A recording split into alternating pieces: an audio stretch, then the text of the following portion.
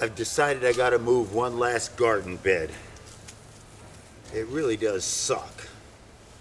The digging never ends.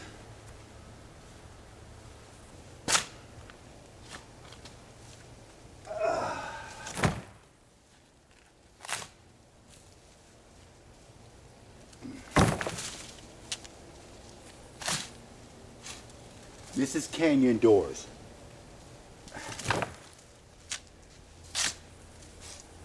I'm now paddling canyon doors. We're getting towards the bottom. I see the Maui wave. Yep, there's the Maui wave. Whoa. Big hit. Just ride it out for fun now.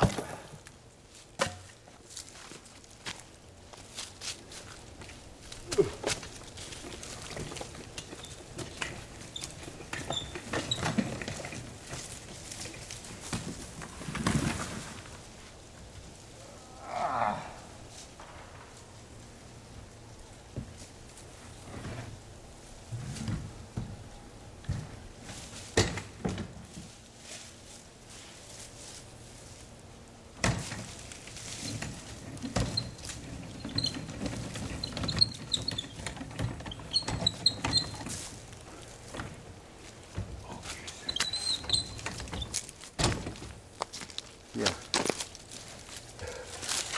I wonder if they have a senior day on the river. Okay. Let's paddle junkyard.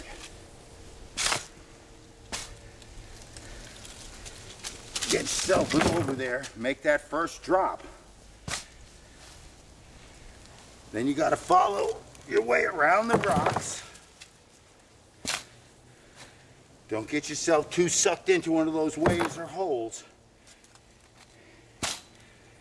And then I really want to cut out left before that last really bad hole.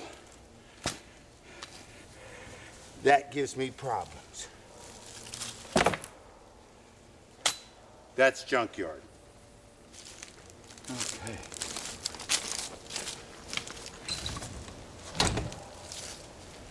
After junkyard, there's a lot of good play spots, you know, some rapids, but the next big one that comes to my mind is upper mash. And that's a hammer. We pick our way kind of left and center, looking for that magic little slot that skirts us around the mash hole. We used to run it when we didn't know any better. But keep it together until the bottom. And then really you got to work hard now to get yourself over all the way to the river left so you can be sitting on the lineup for lower mash. Now, you can make that eddy, but if you don't make that eddy, you gotta bust a move.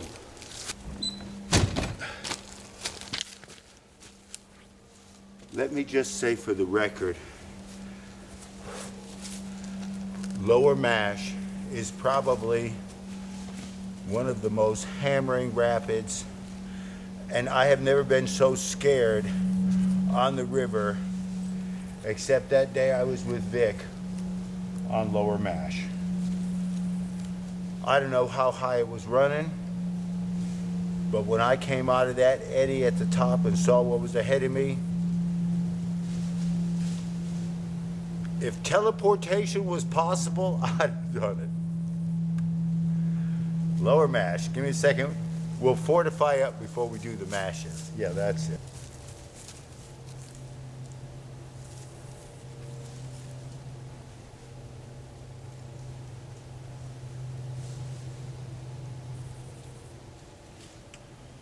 Okay, so we're at lower mash. We're coming out of the eddy.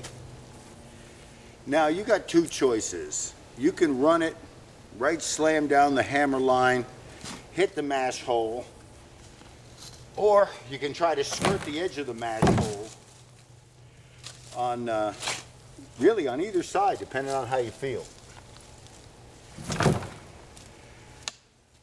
Sometimes the safest route is just run the mash hole, hammer it.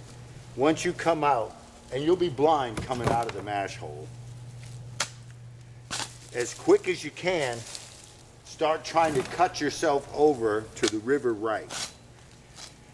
Because you got to get around those rocks at the bottom, and right behind those rocks is the giant toilet bowl eddy line. I've swam there a few times. And if you swim there, you're going down a long ways, maybe almost to the ledges. So be strong paddling lower mash. That's all I'm going to tell you.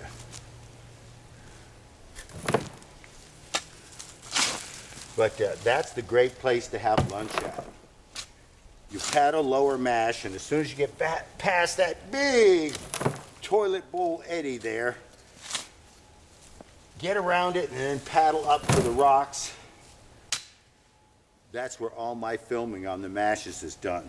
It's a nice spot. Oh, rapid is a really good one. And it is upper stair step. Everybody likes upper stair step.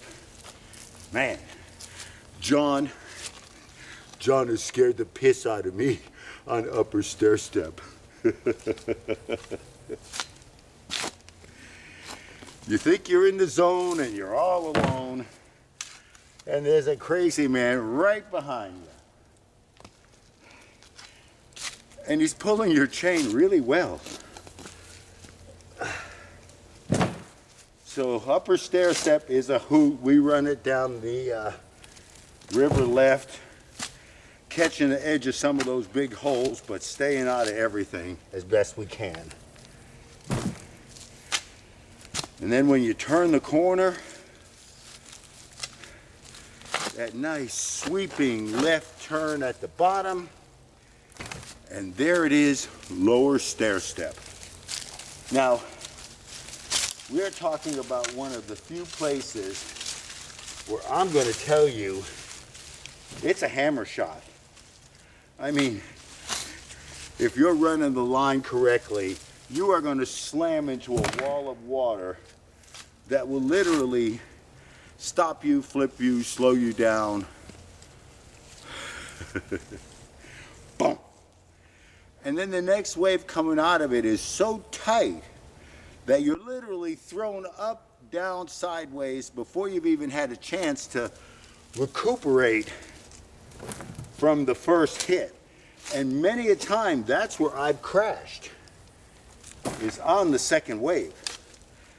I might survive the first wave, but if you're not like lightning fast, you know how it is. After lunch, safety breaks, things like this, you're just kind of sluggish. So, and that, I got to tell you, the lower stair step wave train is probably one of my most fun hoots on the G. That is just a ride and a half. So we've run the stair steps. Oh, the next one that pops to my mind is the left-hand turn. You know, just enjoy yourself, paddle some big water, but the left-hand turn. Go onto the left side and turn right. I named it the left-hand turn. You go to the left side and turn right. And then we take a break at the dog shack. But you know, the dog shack is gone. All that's left now is a little pile of rotten rubble. 30 years ago, man, that was the place to stop to get out of the weather. Man, and now it's nothing but rubble. So you've had a break at the dog shack. And I don't know what the hell it is, that rapid you come out of the dog shack, but it's really pretty. You run that thing down the left center. Nice big waves, drops. The boulders are beautiful. It's that last big rapid above, pure screaming hell. Oh. So, now you're at the top of pure screaming hell. You're in the eddy, floating up towards the front. What are you gonna do, boys? Think about it.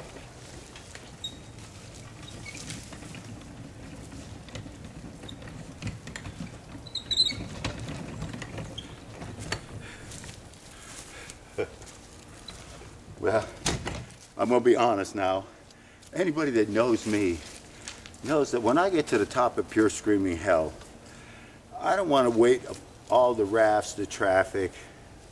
So we're gonna boot up to the front of the eddy, and as soon as there's some kind of break, we're gonna catch that raft guide's attention and tell him we're going through.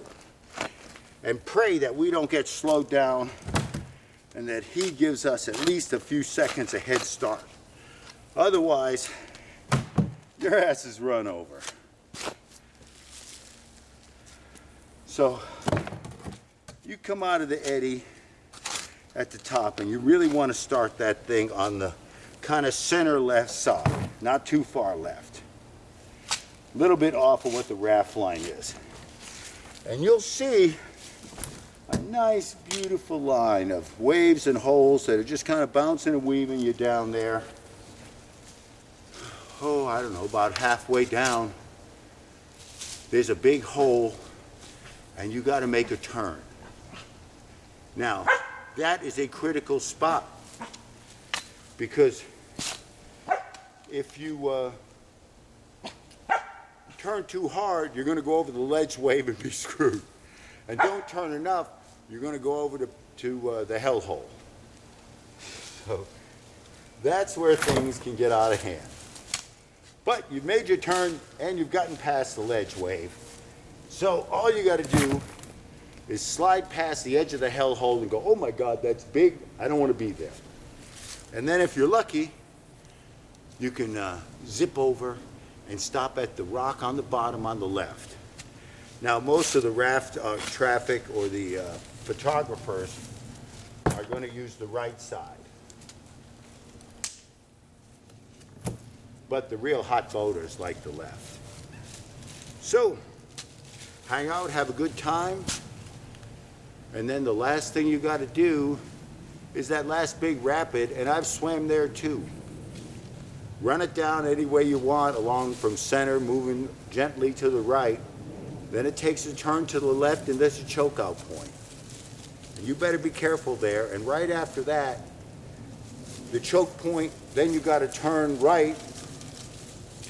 So it's you're going right, turn left, back right, because the left side of the river has a giant ledge wave. I've hit that and swam too. So we have now paddled the lower G, with the exception now of a really long flat water paddle out.